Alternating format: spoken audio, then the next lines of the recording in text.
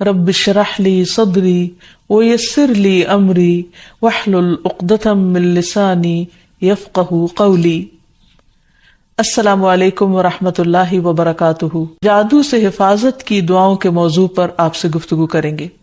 جادو ہو یا کسی بھی قسم کی کوئی اور تکلیف،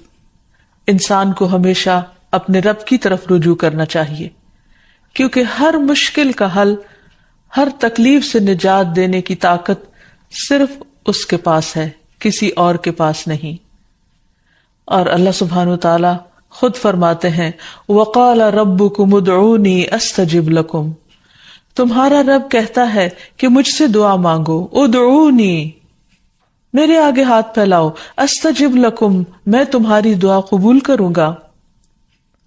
نبی صلی اللہ علیہ وسلم نے فرمایا کہ سب سے زیادہ عاجز وہ ہے جو دعا کرنے سے عاجز ہے، یعنی جو اپنے رب کو نہیں پکارتا۔ حقیقت یہ ہے کہ ہم سب رب کے محتاج ہیں اور رب ہی کے پاس ہر مسئلے کا حل ہے،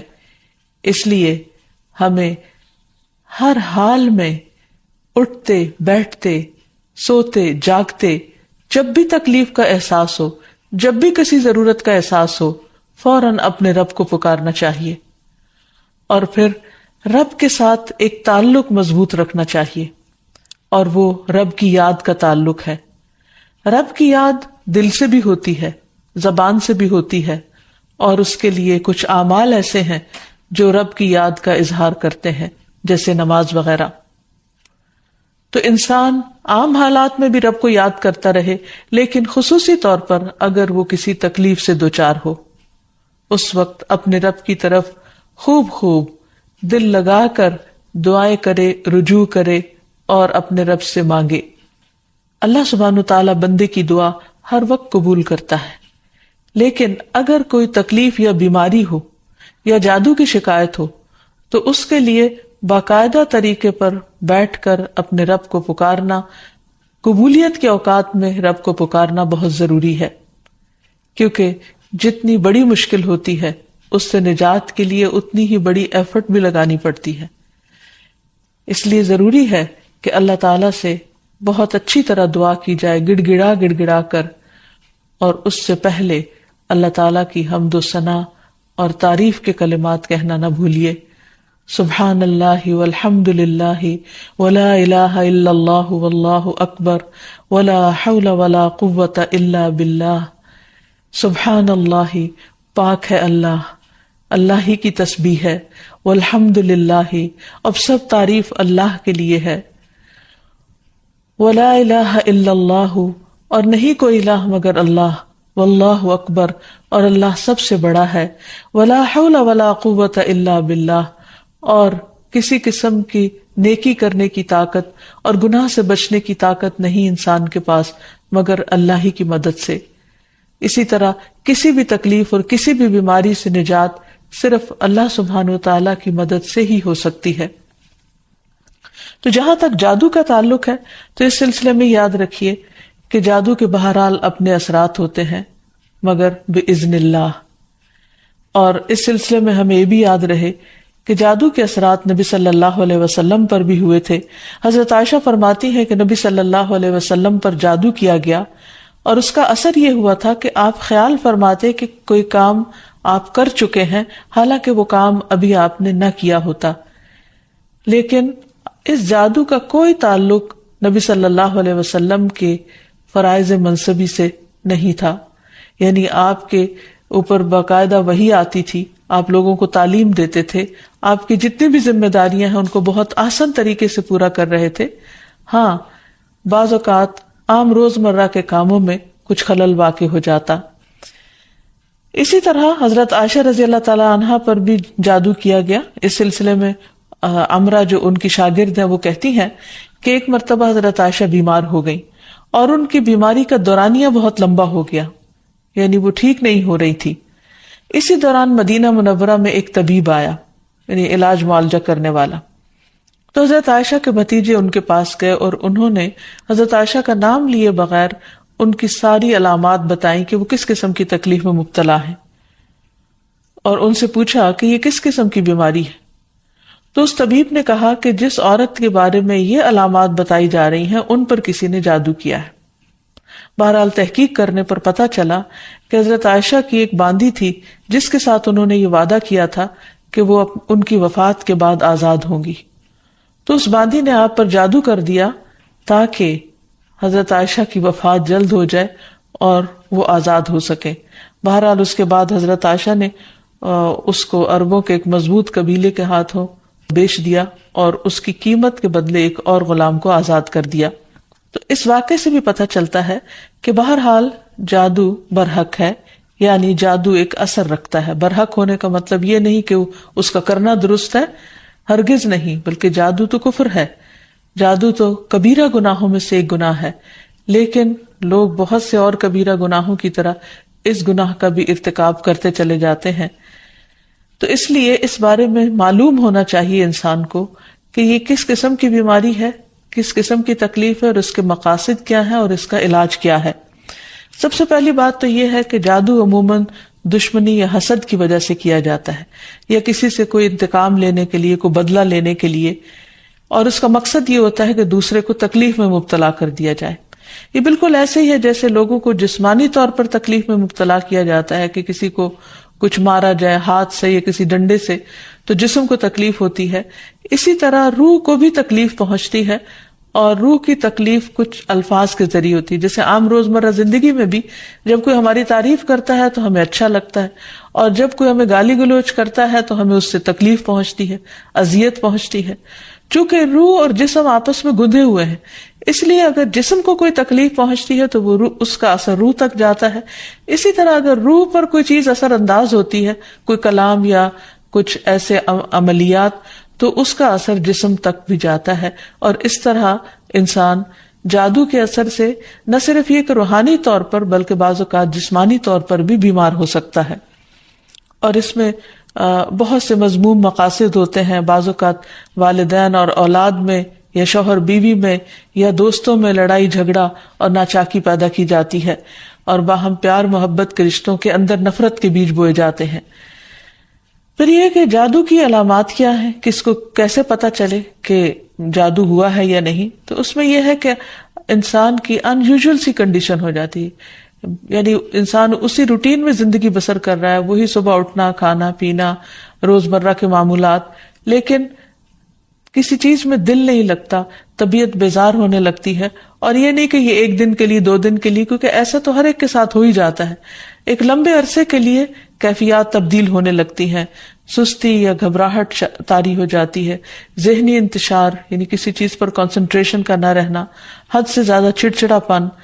بعض اوقات عبادات میں بالکل دل نہ لگنا، اور بغیر کسی ظاہری بیماری کے یا بغیر کسی ظاہری جسمانی بیماری کے انسان کے اندر بیماری کی کیفیت محسوس ہوتے رہنا، بعض اوقات ڈراؤنے خواب آتے ہیں، کبھی خون کے چھینٹے اور کچھ غیر معمولی قسم کی چیزیں گھروں میں دیکھی جاتی ہیں، بعض اوقات خاوند بیوی ایک دوسرے سے نفرت کرنے لگتے ہیں، ان میں جدائی تک ہو جاتی ہے۔ لیکن اس کا یہ مطلب نہیں کہ ان علامات میں سے کوئی ایک علامت کسی وقت انسان کے اندر پائی جائے تو انسان فوراً شک کرے کہ مجھ پر جادو کر دیا گیا، کیونکہ آج کل یہ وبا بھی بہت عام ہو چکی ہے کہ ہر دوسرا شخص اس وہم میں گرفتار ہے کہ اس پر کسی نے کچھ کر دیا ہے۔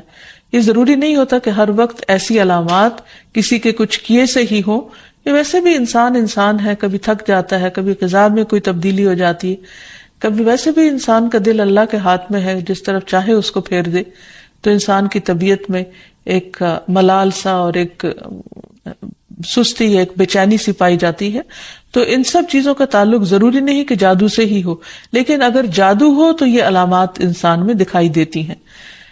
اب اگر کسی کے اندر ایسی چیزیں ہیں اور علاج کے باوجود، جسمانی علاج کے باوجود شفا نہیں ہو رہی، تو اس کے لیے ضروری ہے کہ انسان پھر روحانی علاج بھی کرے۔ روحانی علاج کے لیے ضروری نہیں کہ کسی بابے کے پاس یا کسی مذہبی بزرگ کے پاس ہی انسان جائے، انسان خود بھی اللہ سبحانہ وتعالیٰ کا کلام پڑھ سکتا ہے اور پورے یقین اور ایمان کے ساتھ، اور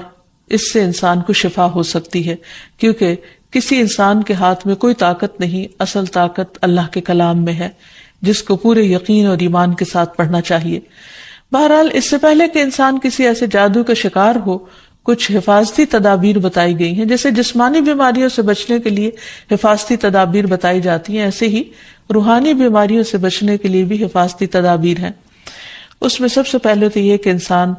پاک صاف رہے، طہارت اور وضو کا اہتمام کرے. اسی طرح عبادات کی پابندی بہت ضروری ہے، کیونکہ جب انسان اللہ تعالیٰ کے آگے جھکتا ہے، اللہ تعالیٰ کے ساتھ اس کا تعلق مضبوط ہوتا ہے، تو نہ تو وہ توہمات کا شکار ہوتا ہے اور نہ ہی وہ جادو اور مختلف چیزوں کا شکار ہوتا ہے، یعنی شیطانی اثرات اس پر کم سے کم ہوتے ہیں. اسی لیے نبی صلی اللہ علیہ وسلم کے سامنے جب ذکر کیا گیا کہ ایک شخص صبح تک پڑا سوتا رہا اور نماز کے لیے بھی نہیں اٹھا، تو اس پر آپ نے فرمایا کہ شیطان نے اس کے کان میں پیشاب کر دیا ہے، یعنی اپنی نجاست اس میں ڈال دی ہے. تو جو شخص شیطانی نجاست کے اثر میں ہو، پھر وہ سب سے بڑی بیماری اس کو لاحق ہو جاتی ہے، چاہے اس کو جادو کہیں یا کچھ اور. لیکن حقیقت یہ ہے کہ انسان جب اللہ کا اطاعت گزار بنتا ہے، رب کا فرما بردار بنتا ہے، تو شیطان اس کو اپنے کنٹرول میں نہیں لے سکتا، کیونکہ اللہ تعالیٰ فرماتے ہیں ان عبادی لیس لک علیہم سلطان، میرے بندے تیرا ان پر کوئی زور نہیں چلتا، کوئی زور نہیں چل سکے گا. ایک اور جگہ پر فرمایا الا عبادک المخلصین، مگر تیرے چنے ہوئے بندے. تو ہمیں ایسے بندوں میں شامل ہو جانا چاہیے جو اللہ کے محبوب ہیں، اللہ کے چنے ہوئے ہیں، اور اس کے لیے اللہ تعالیٰ نے جو ہمیں احکامات دیے ہیں، جو طریقے سکھائے ہیں، ان کے مطابق زندگی بسر کی جائے. پھر اسی طرح یہ ہے کہ کثرت سے اللہ تعالیٰ کا ذکر کیا جائے، خصوصاً استغفار، کیونکہ بہت سی تکلیفیں انسان کے اپنے ہی گناہوں کی وجہ سے آتی ہیں. جیسے آتا ہے ما اصابکم من مصیبت فبما کسبت ایدیکم، جو بھی مصیبت تم کو پہنچی وہ تمہارے اپنے ہاتھوں کی کمائی کی وجہ سے تھی. پھر اسی طرح اپنے گھروں کو تصاویر اور مجسموں سے پاک کرنا چاہیے، کیونکہ رسول اللہ صلی اللہ علیہ وسلم نے فرمایا فرشتے اس گھر میں داخل نہیں ہوتے جہاں کتا اور تصویر ہوتا ہے. پھر حفاظتی تدابیر میں سے یہ بھی ہے کہ انسان اپنے کھانے پینے کی عادات کو درست کرے، اور اس میں خصوصاً نبی صلی اللہ علیہ وسلم نے صبح کے وقت اجوا کھجور کھانے کا حکم دیا. آپ نے فرمایا جو شخص صبح کے وقت 7 کھجوریں کھائے گا، یعنی اجوا، اس روز جادو اور زہر سے بچا رہے گا. یعنی اس کے اندر اتنی امیونٹی پیدا ہو جاتی ہے کہ پھر برے اثرات، زہریلے اثرات اس کو نقصان نہیں دے سکتے.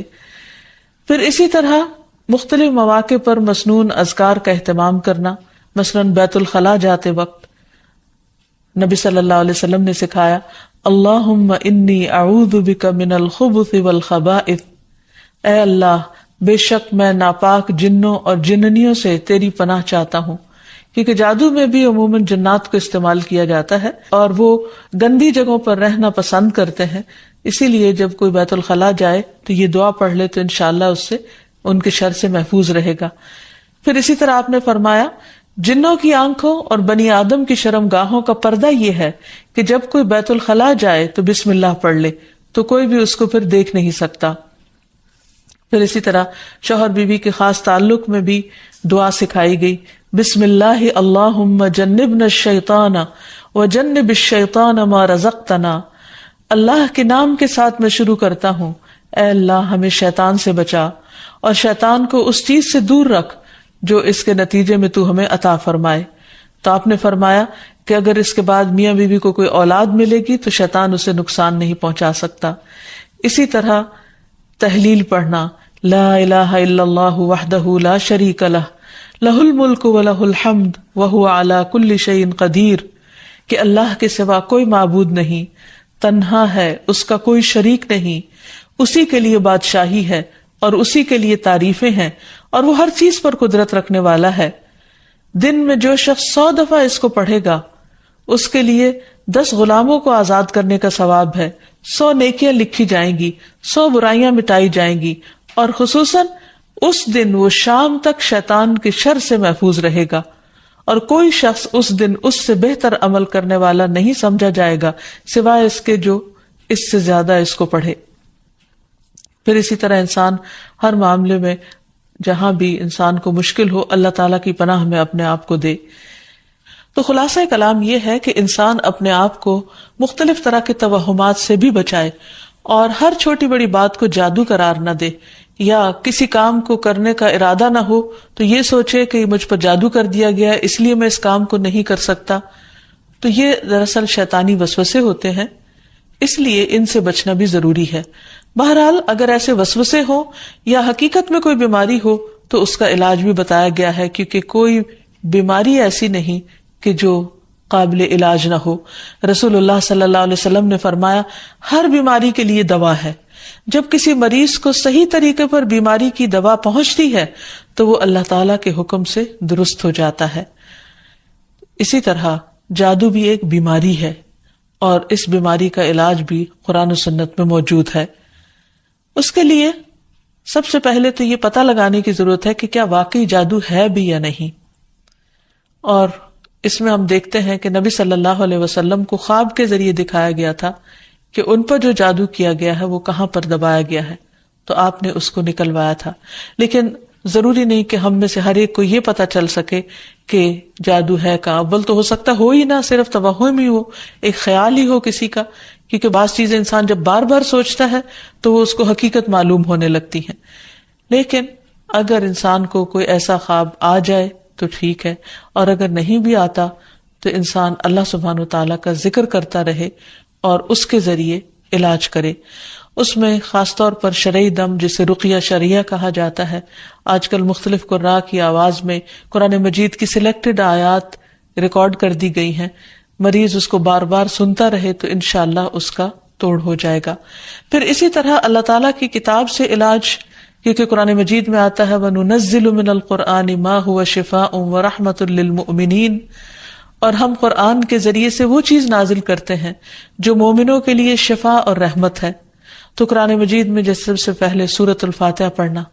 کیونکہ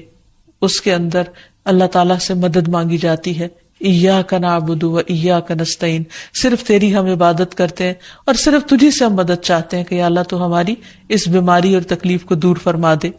پھر اسی طرح آیت الکرسی، کیونکہ جب انسان آیت الکرسی پڑھتا ہے تو اللہ سبحانہ وتعالیٰ کی طرف سے اس کے لیے ایک خاص محافظ مقرر کر دیا جاتا ہے، اور اگر رات کو انسان پڑھ کر سوتا ہے تو صبح تک وہ فرشتہ انسان کی حفاظت کرتا ہے۔ پھر اسی طرح سورۃ البقرہ کا پڑھنا، رسول اللہ صلی اللہ علیہ وسلم نے فرمایا سورۃ البقرہ پڑھا کرو، کیونکہ اس کا پڑھنا باعث برکت ہے، اسے چھوڑنا باعث حسرت ہے، اور اس کے پڑھنے والے پر جادوگر قدرت نہیں پا سکتے۔ یعنی جو شخص قرآن پڑھتا ہے، خصوصاً سورۃ البقرہ پڑھتا رہتا ہے، تو کسی کا جادو اس شخص پر اثر نہیں کرتا۔ پھر اسی طرح معوذات پڑھنا، رسول اللہ صلی اللہ علیہ وسلم نے فرمایا صبح اور شام 3 بار معوذات کہہ لو تو یہ تمہاری ہر چیز سے کفایت کریں گی، یعنی سورۃ الاخلاص، قل اعوذ برب الفلق اور قل اعوذ برب الناس۔ اس کے علاوہ بھی مریض قرآن مجید کی تلاوت کثرت کے ساتھ کرتا رہے، اور پھر اگر ہو سکے تو بیری کے پتوں کو پانی میں ملا کر اس پانی سے غسل کر لے،